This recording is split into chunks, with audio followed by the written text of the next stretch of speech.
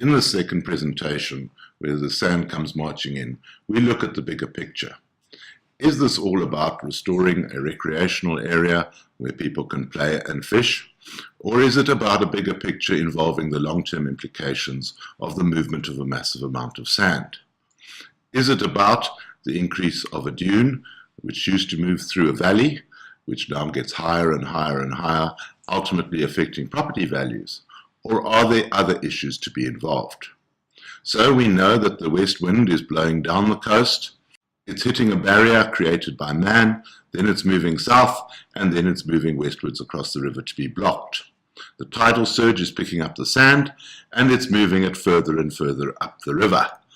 This is creating islands in the river, as we have seen in previous presentations. Well, so what? We can live with a little extra sand for our kids to play on. No, there's a much bigger environmental impact. Go onto Google and you see the islands emerging even on maps. Now go further into Google and minimize the map a little bit so that we get in the entire catchment area of the Bushmans River, which runs past Ellisdale up towards Cookhouse. It's a massive catchment area which brings fresh water into the river system. The seawater contains about 35 grams of salt per litre, and this allows numerous seawater species to live. However, there are certain species that live in the tidal zone. They are limited in number because they can live with 10 to 20 grams of salt per litre of water. Now, this is a critical issue for things like the fry, the mullet, the cob, the prawns, etc. They're very specific to the amount of salt that they can bear. Now look what happens.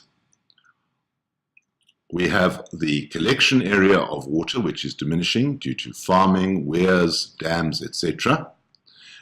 That is diminishing the freshwater flow into the tidal zone.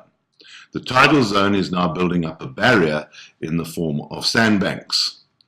This causes the flow rate of the river to slow. As a result of the river slowing, the river drops its sand and sediment content, creating further barriers. This causes water to stagnate, and when it stagnates, it evaporates, thus increasing the salt content. Thus, in the tidal zone of Kenton, at times, the saltwater content goes above 35 grams per litre. This means that the fish and other animals of the tidal zone cannot live there. They simply cannot survive. They will dehydrate and have everything leached out of their bodies. It also has a further implication that at the river mouth, the river leaves a trail of fresh water right into the sea. This is the signal for all animals that breed in the sea that there is an estuary here. Go in there to find food and shelter. Without that signal, your species simply don't come into the river. So, what are the implications? The river basin is severely reduced in its volume. The river is being strangled with the possibility that it will close altogether. And this is increasing the salinity above natural seawater levels and far above the levels of salt that used to live in the estuary. This means that the fish stocks and marine organisms are disappearing. For example, river cob are now down to 1% of their original population. Other species like mullet have also disappeared. Following on from that, all that feeds on fish stock and marine organisms will also disappear, and we will ultimately be left with the salt pan. So when one talks about the implications of the sand marching in, the bigger picture is that it's not about sand, it's more about the salt that is killing the river.